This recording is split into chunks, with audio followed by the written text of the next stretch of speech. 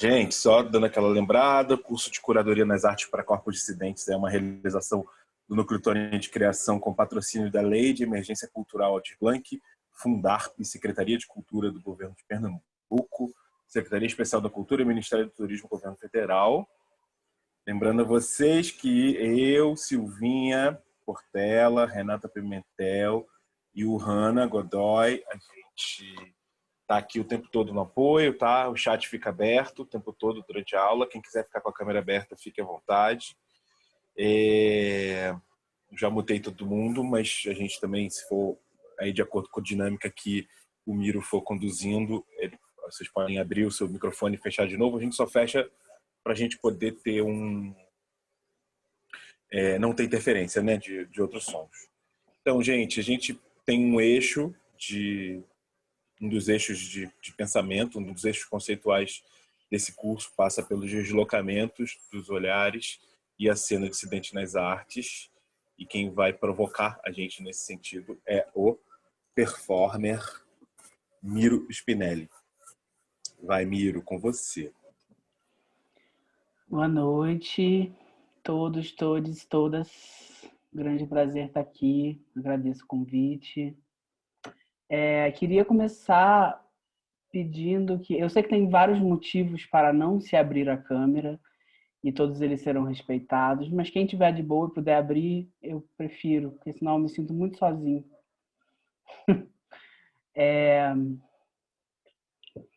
Vamos lá. Queria começar compartilhando um pouco da linha de pensamento das coisas que eu preparei para dividir com vocês. E começa com algumas questões. Uma delas é um pouco uma de que eu não sou curador, apesar de ter tido algumas experiências já com programação de mostra, coisa assim. Mas tenho pensado muito nos últimos tempos, a partir um pouco mais da minha prática artística e também de pesquisa teórica e coisa assim, numa problemática que eu gostaria de hoje mais começar a, junto com vocês, perguntar do que exatamente responder, problemas que eu acho realmente complexos e sérios na relação da dissidência com o mercado de arte e com as instituições, né? Que eu acho que vai abranger camadas muito profundas dos que são de problemas que acometem nossas vidas enquanto pessoas dissidentes de gênero ou racializadas ou qualquer que seja as marcas que recaem sobre nós nesse mundo capitalista colonial. E aí, para começar a dividir isso com vocês, para o encontro de hoje, porque a gente tem o privilégio de ter 2 encontros, eu sei que com várias pessoas é um só, eu queria mais, na verdade, compartilhar alguns textos, que são textos que eu escrevi em diferentes contextos, refletindo um pouco sobre isso a partir da minha experiência, e especificamente com um trabalho que eu desenvolvo desde 2015, chamado Gordura Trans. Então, vou propor primeiro uma leitura coletiva, vou pedir para vocês lerem comigo um pedaço da minha dissertação, onde eu penso um pouco sobre isso, e depois um caso específico de uma coisa que eu vivi dentro do uma trienal, na edição a maior produção que esse trabalho teve, né? Que o Gordura Trans é um trabalho seriado, então cada vez que eu faço essa performance, às vezes é mais instalativo, é diferente, né? Então tem diferentes escalas, diferentes dimensões. E quando eu fiz a maior escala desse trabalho, que eu utilizei cerca de 1 tonelada de gordura, eu tive alguns problemas institucionais e de curadoria que eu acho que pode nos ajudar a pensar junto sobre como é que a gente pode vir a imaginar relações entre artista, curadoria e instituição que sejam mais éticos, né? Ou como a gente pode exercitar a nossa imaginação política para imaginar cenários em que essa problemática possa se colocar em estado de transformação de alguma maneira, né? Porque acredito que devemos ter aqui diferentes medidas de envolvimento já com o mercado de arte mas quanto mais você entra, e eu arriscaria dizer, inclusive, que quanto mais visibilidade o teu trabalho tem, maiores são os seus problemas, né?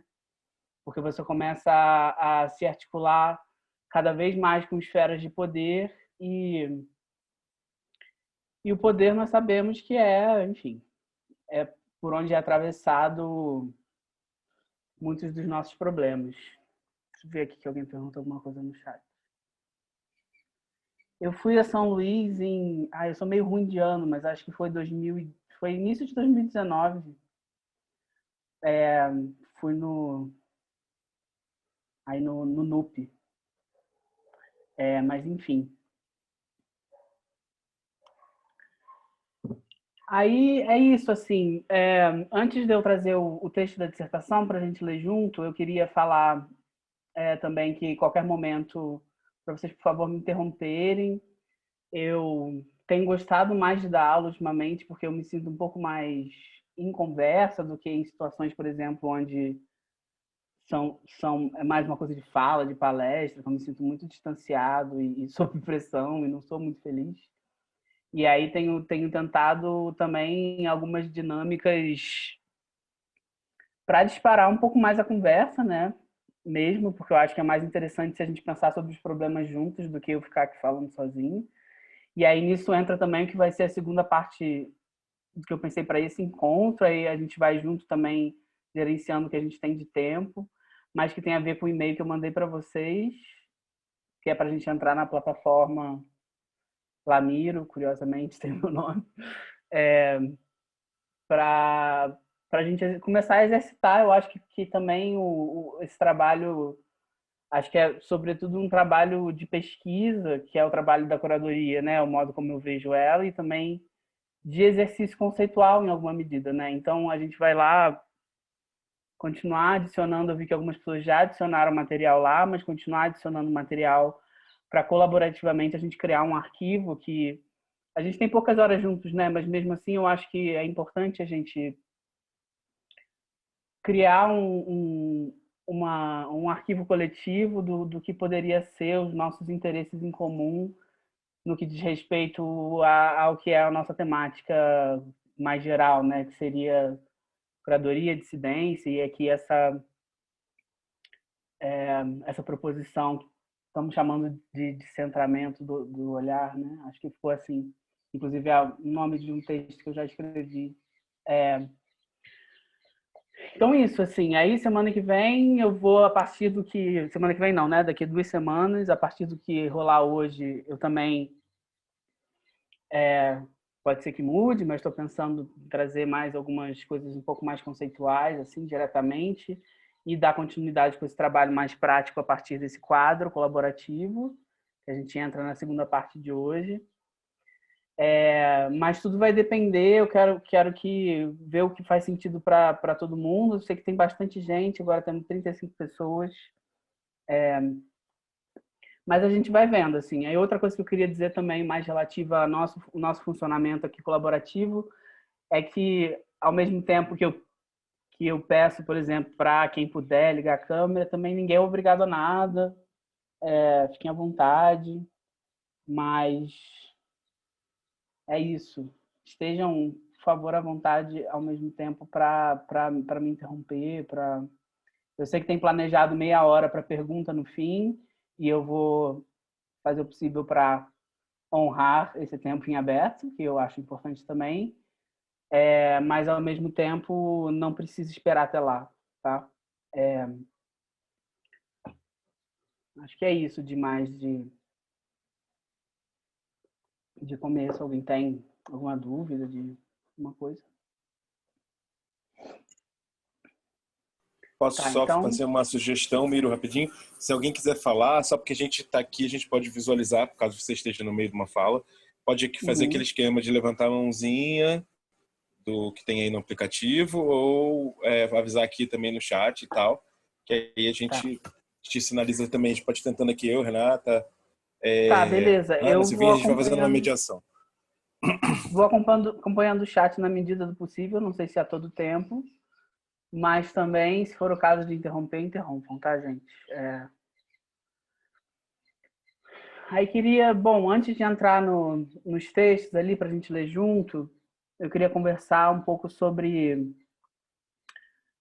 um tipo de dinâmica que eu venho observado já há um tempo, assim, a nível teórico, desde lá do meu mestrado que eu fiz na FRJ, que terminei em 2017, que foi quando eu escrevi esse texto que tem o nome de Centramentos do Olhar, que é como é que certas performances minoritárias, e muito também do que vem da minha própria experiência nesse sentido, né, ativa um pouco a problemática do que a gente poderia chamar de produção de sujeito, né? Que o sujeito, e aí tem várias teorias aí nesse sentido, que eu acho que aqui não é o caso exatamente da gente entrar muito. Se tiver uma demanda para isso, semana que vem eu posso até trazer, mas assim, tem várias escolas teóricas que vão passar desde do Althusser, que é um marxista francês, passando por Judith Butler e várias figuras dos estudos pretos que vão estudar esse momento chamado de interpelação, que é o momento em que, quando você é chamado na rua, você se vira, né? O Althusser coloca essa cena como uma cena da polícia, a polícia chamaria aí você. No momento que você se vira para atender esse chamado, você se torna um sujeito, né? E aí, para o Althusser, diante do Estado. Se torna um sujeito diante do Estado. E aí, em paralelo com essa proposição, que é uma proposição do marxismo europeu, a gente tem, desde o Fanon, que apresenta uma cena similar de uma interpelação violenta, né? Que o Frantz Fanon, esse psiquiatra da Martinica, que viveu na França também, apresenta como a cena da violência racial, em que um menino aponta para ele no metrô e grita: "Olha lá, mamãe, um preto". Ele desestabiliza um pouco essa cena do Althusser para dizer que, no caso da violência racial, e eu sugiro também que outros tipos de violência, como a violência de gênero, nessa chamada você não se torna um sujeito, você se torna um objeto.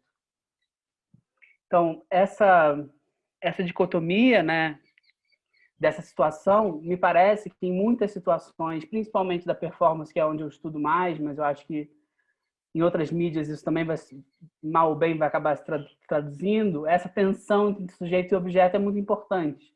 Tem uma vibração nessa produção de, digamos, de intercâmbios de olhar, né? Que muitas vezes a performance minoritária vai desestabilizar, né? Ela vai provocar uma fissura nessa em completar esse processo, né, de dualidade entre sujeito e objeto. E aí tem muitas coisas que a gente pode entrar. Na semana que vem eu quero entrar com vocês um pouco no conceito de coisa ou de coisidade, que seria uma espécie de terceira via aí entre sujeito e objeto, enfim. Mas hoje eu queria, se a gente conseguisse pensar um pouco de quais são um pouco as reverberações políticas que isso pode ter nessas relações que são relações muito, na mesma medida que muito objetivas, dessa negociação dentro do mercado da arte entre artista, curador e instituição, mas que também está totalmente implicada nessa problemática de produção de sujeitos e de objetos, né? Que aí tem vou dizer, um direcionamento de quem se torna sujeito, quem se torna objeto, né? E se a gente tem, digamos, uma tendência na história da arte de talvez artistas que são marcados como hegemônicos tornarem-se sujeito a partir da sua produção, muitas vezes o artista dissidente ele vai continuar sendo transformado em objeto. Então, e digo isso muito de uma grande conjunção entre a minha própria experiência em performance com os meus estudos teóricos, que é o momento em que alguém entra numa sala para ver um corpo dissidente performar, existe ali uma operação que esse corpo está sendo feito objeto novamente, né? Por mais que a força performativa que tem ali esteja desestabilizando, tem um problema aí que vai se estender para questões financeiras, para questões de visibilidade escorregadias, né? De que não é qualquer visibilidade que nos é interessante. E aí, para a gente começar a conversar um pouco, vou compartilhar minha tela e queria compartilhar com vocês um pedaço de um texto da minha dissertação, que é o primeiro texto. A minha dissertação chama Da Abertura de Exposição, uma performance escrita em 5 movimentos. Esse é o segundo movimento, que o primeiro é uma espécie de introdução, e é uma carta a J. Mombassa, que é uma artista e pesquisadora teórica que acredito que vocês devam conhecer. E lá, o que eu faço um pouco nessa carta, eu vou só explicar um pouquinho o início, porque eu separei um trecho um pouco mais adiante, é criar uma espécie de paralelo entre o problema do que eu chamo ali de preterimento afetivo de corpos trans e gordos, racializados, e a relação dos artistas dissidentes com as instituições. Que eu começo a identificar, a partir da minha experiência, que há um certo lugar em que nós somos colocados, que passa em alguma medida porque a gente chama de, corriqueiramente, de fetichização, né? Que seria uma espécie de produção de desejo sem responsabilização, ou produção de desejo sem implicação ética com aquelas vidas, né? E aí, nessa carta para Jota, eu compartilho alguns pensamentos sobre isso, que aí eu vou compartilhar aqui a tela.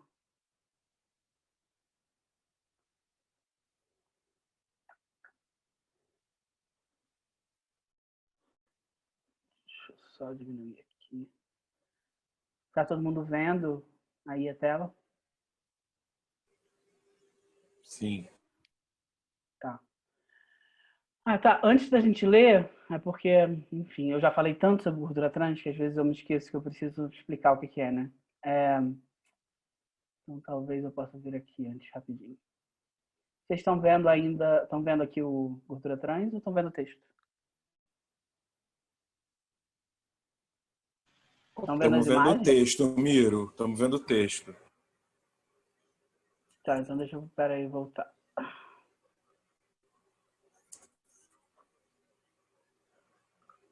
Estão vendo as imagens agora, né?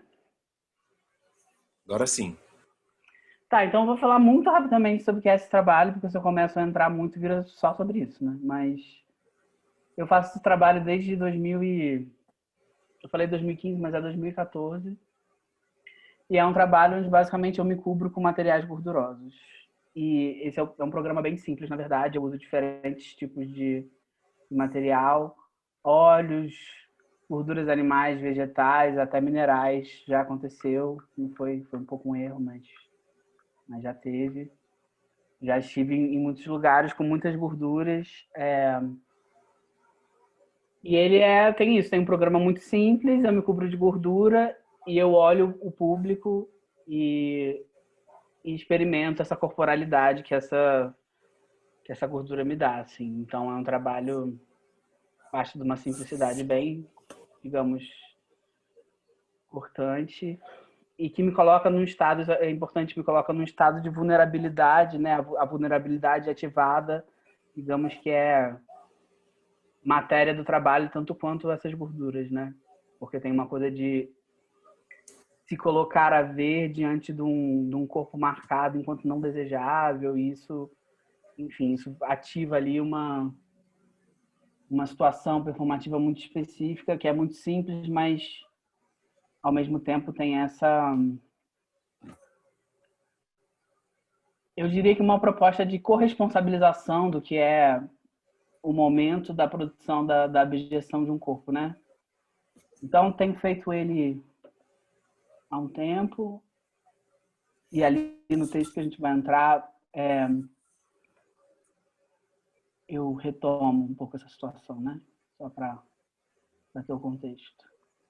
Vou voltar para o texto.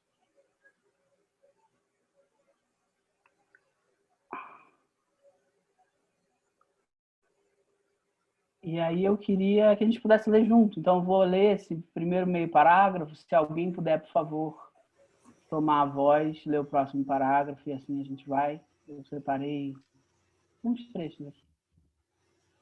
Vou colocar um zoom também para aumentar. Tá. Obrigada. Peraí, deixa eu só ver agora aqui.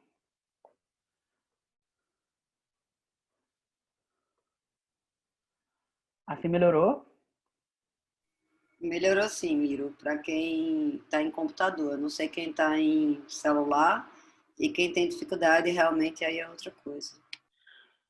Não, a gente vai ler em voz alta. Então, quem conseguir ler e entrar junto comigo, eu agradeço. Tá? Eu vou começar aqui nesse meio parágrafo e alguém segue no seguinte, tá?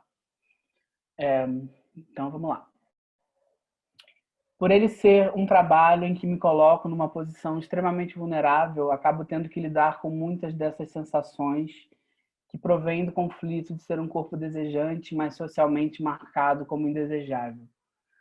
Comecei a reparar que o modo como parte das instituições de arte lidam com o trabalho e com o meu corpo se parece muito, em algum nível, com as mais abusivas das relações íntimas. Eu posso Se alguém seguir. puder seguir. Guardadas as devidas proporções das esferas macro e micro em que essas relações operam, e excluindo por um momento a pretensa não corporalidade institucional, eu me peguei muitas vezes após a performance, às vezes ainda no banho, enquanto dissolvia a gordura incrustada no corpo com detergente de louças, traçando esse paralelo. Está tudo imbricado ali, se olhamos a situação um pouco mais de longe. Dentro do museu, da galeria, do centro cultural, em uma sala quase sempre escondida, o público entra furtivo, silencioso, muitas vezes com os olhos lotados de uma mistura de medo e excitação, de quem espera uma experiência extrema, grotesca, impactante. Muita gente procura o bafo, o exótico em estado de extravasão.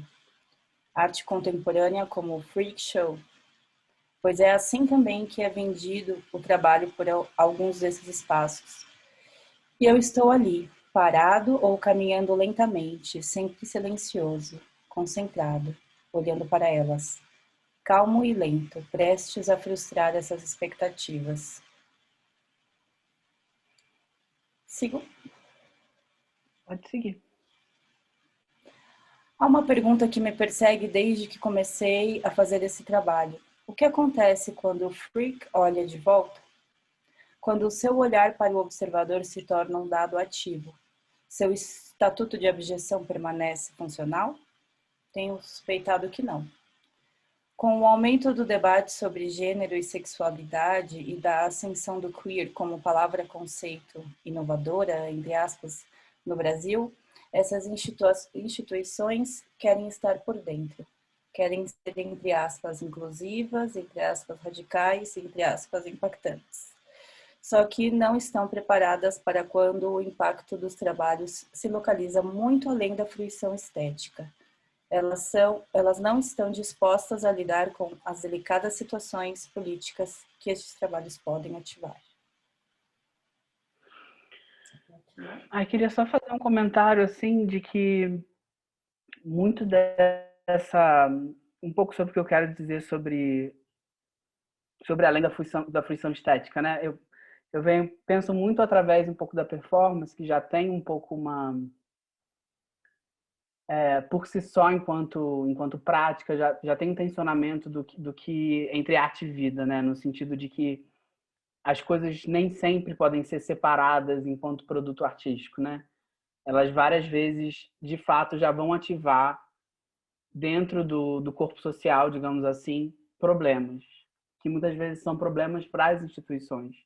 Mas eu não acho que seja só, não é exclusividade da performance também, né? A gente tem vários exemplos aí relacionados, por exemplo, com censura de trabalhos que vão estar tocando, por exemplo, em assuntos que são considerados polêmicos, né? Mas que, em geral, são basicamente nossas vidas, nossos corpos produzindo ali poética, né? Que tem um caso, por exemplo, lá daquela exposição do Queer, esqueci até o nome dela, que nem era, né, nada demais, mas enfim, quando você vai ver tem esse problema de que as instituições elas estão interessadas no capital, no status social que lidar com trabalhos ligados a corpos minoritários implica a elas, né? Que elas querem se colocar como, enfim, antirracistas e aliadas das causas, mas ao mesmo tempo, quando o circo pega fogo, em geral, elas fogem, né? É um pouco mais ou menos sobre isso que eu estou tentando falar aqui. Aí vou seguir aqui um pouco. E aí eu vou entrar aqui só para dar o contexto, num texto também da Jota, que essa é uma carta para a Jota, né? Que a Jota escreveu junto com a Michelle Mathieusi, quando eles estavam na Documenta. Que foi um texto escrito mais ou menos ao mesmo tempo, enquanto eu estava escrevendo isso. E aí, se alguém quiser retomar aqui essa simultaneidade.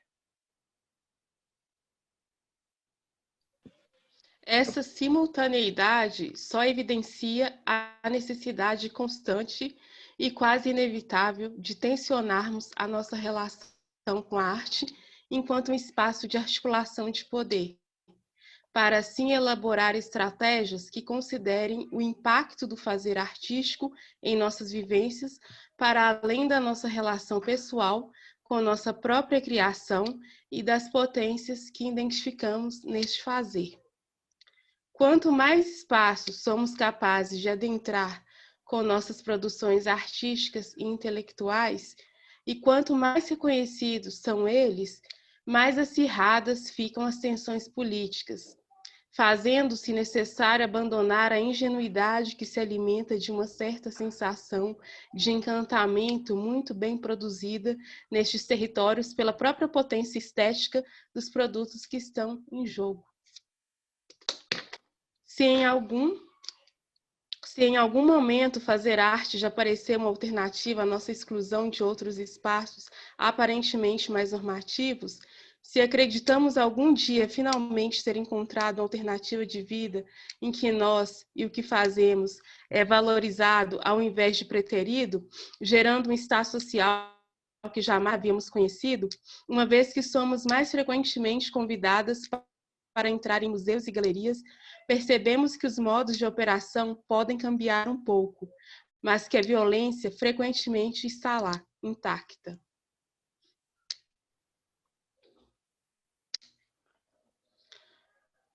Opa, deu uma travadinha aqui para mim. Foi já esse trecho?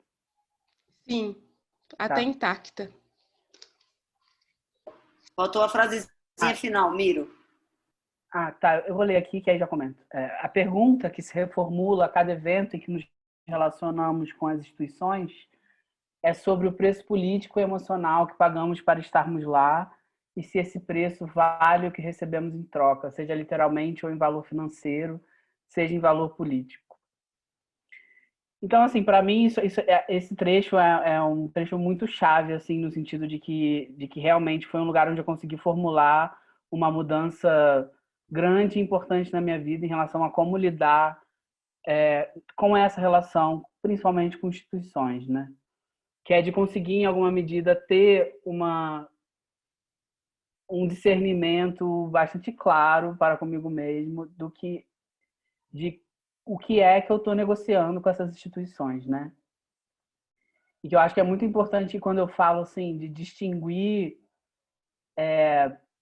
a nossa relação pessoal. Eu nem sei se hoje eu chamaria de pessoal, mas em específico, digamos, a potência de imaginação que o fazer artístico tem, do reconhecimento que isso vem via instituição. Porque o que acontece muitas vezes, principalmente com os jovens artistas, ou não necessariamente jovens, mas que começam a fazer arte vindo a partir de um posicionamento dissidente, né? A gente chega cheio de problemáticas aí nesse campo do desejo, nesse campo na medida de que somos preteridos e violentados socialmente, e a arte, num primeiro momento, pode ser que nos ofereça uma espécie de reconhecimento mesmo, né? E aí rola aí uma jogada, né? Que pode parecer empoderamento, mas que, na verdade, é essa reobjetificação das vidas em forma de objeto de arte, né? Que é novamente um objeto, mais um objeto que está imbuído e encantado com um valor de troca social e às vezes financeiro também, que pode ser uma armadilha. E aqui segue uma citação desse texto da Jota e da Michele, se alguém puder ler.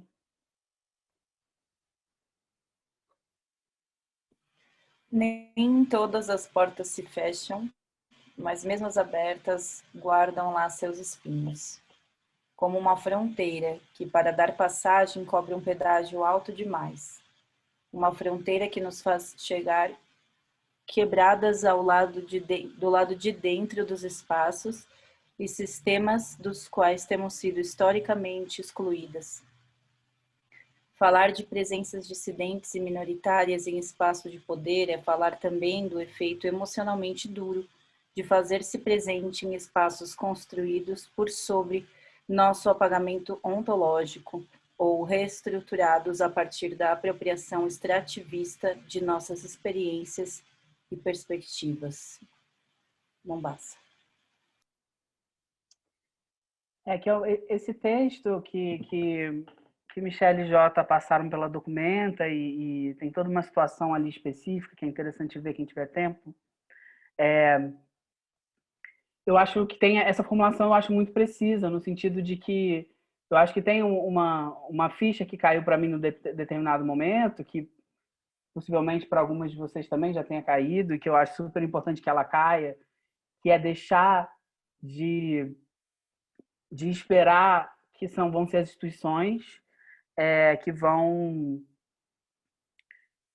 legitimar de fato o nosso trabalho, né? E que uma vez que você deixa de esperar isso em valor subjetivo, você começa a conseguir jogar o jogo com um pouco mais de frieza, né? Só que isso também cria uma necessidade de criar as próprias redes, né? Porque a vivência da dissidência também vem muitas vezes com uma solidão muito grande e uma dificuldade de conseguir estar em diálogo. Então tem toda essa arapuca que o mercado cria e que a figura do curador também tem uma função muito importante. E aí, assim, ser curador desde uma perspectiva dissidente, aí tem toda uma outra dobra que aí eu queria, na verdade, conseguir jogar para vocês, porque sendo essa uma formação de curadores e que essa não é exatamente a minha prática, né? Mas que tem aí uma outra localização, que aqui eu estou falando especificamente mais desde de uma localidade de artistas, né? De negociação mais direta com as instituições, né? Então, eu diria que essa percepção de que o que está em jogo em alguma medida, sempre uma reobjetificação da vivência dissidente, precisa estar, eu sugeriria, sempre no topo da atenção ali, né? De como é que se consegue se responsabilizar sempre que possível mais e mais essas instituições, porque o jogo delas é sempre fugitivo, né? Sempre escorregadio. Vou ver aqui. Tem mais um parágrafo aqui. Se alguém puder, por favor. Trata-se de um perverso jogo de desejos. O museu, a crítica e a curadoria frequentemente parecem aguardar a nossa gratidão por nos permitirem estar nos espaços que controlam. Afinal, quem mais dentre todas as instituições macropolíticas poderia nos desejar e legitimar nosso trabalho e, por extensão, o nosso corpo? É nesse fetiche exotizante que vive o paralelo que tenho percebido com os relacionamentos afetivos. Uma boa parte das instituições e dos nossos pares nos desejam até o limite da responsabilização coletiva pelas marcas que carregamos. Podemos estar ali, somos até mesmo convidadas, mas seguimos sendo miradas pelo mesmo olhar que nos enquadra como objetos e como abjetos. Já passa da hora de nos desiludirmos por completo e nos utilizarmos do poder relativo que nos é dado como artistas e pesquisadoras para sabotar sempre que possível estes esquemas. E penso que esta postura não pode estar apenas na forma como negociamos com as instituições, mas também nas nossas escolhas estéticas.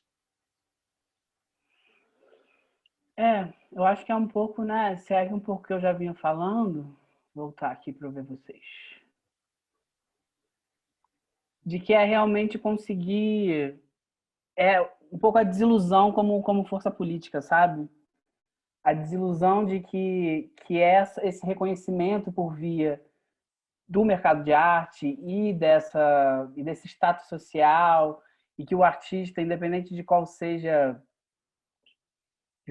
o formato de trabalho, em alguma medida, sempre tá lidando um pouco com essa situação em que o reconhecimento, como se pudesse rebalancear, no caso da dissidência, a violência, o preterimento, né?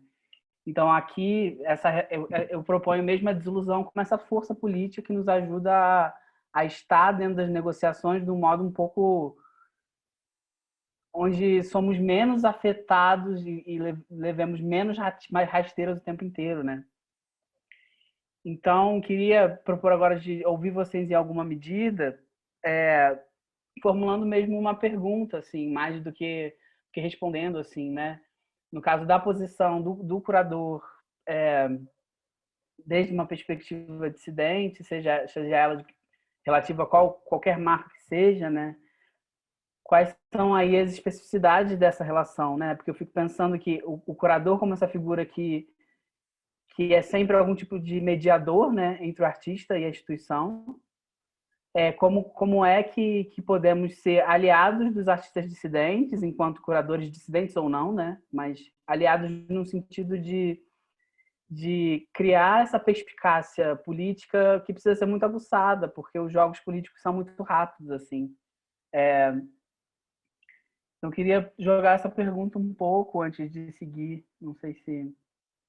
Não precisa ser como resposta, né? Pode ser como continuidade da pergunta, porque não se responde as coisas assim também.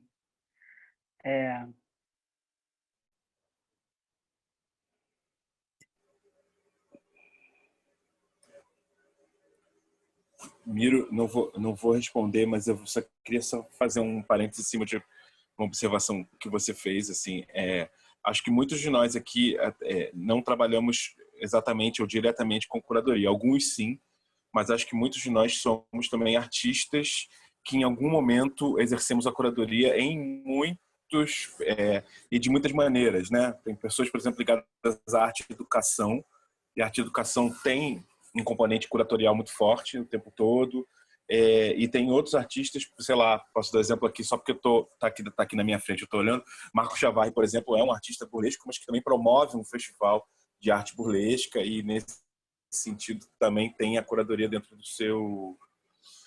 da sua prática, né? Então, assim, eu acho que a maior parte das pessoas que estão aqui estão também pensando curadoria a partir da sua dissidência, talvez muito porque, ainda que haja curadores dissidentes, nem sempre a curadoria que esses curadores e essas curadoras dissidentes praticam é uma curadoria dissidente, entende? Então, eu acho que a gente está aqui friccionando algumas coisas mesmo, algumas ideias.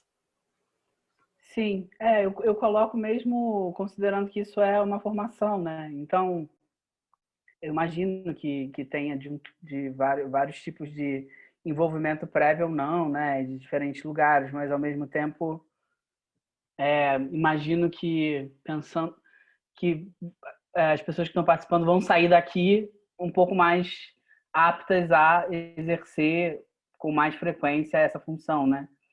Então, eu tenho pensado muito, eu tenho aula com essa figura, uma figura... Até semana que vem eu vou trazer umas coisas, que é meu professor, que é o Fred Moulton, e ele fala muito sobre como a gente não deixa a universidade nos impedir de estudar. Porque ele vem trazer uma noção de estudo que tem a ver basicamente com realmente a gente desapegar do conteudismo e conseguir nos perguntar sobre o que a gente quer pensar junto, que é um pouco o que eu achei que a gente conseguiu, de fato, entrar no momento de se ouvir e tal. E eu acho que, do mesmo modo, tem como que o mercado de arte não nos impeça de imaginar, né, e de criar, porque muitas vezes é isso que faz, né, essa imposição de se adaptar aos modos que são feitos e tal. Queria só fazer esse comentário. Mas estou pensando como que a gente se prepara, então, para a semana que vem. Eu vou compartilhar a tela aqui, só para quem ainda não entrou lá no Babado. Dar uma olhada como tá, porque já está bem bonito, inclusive. Ó.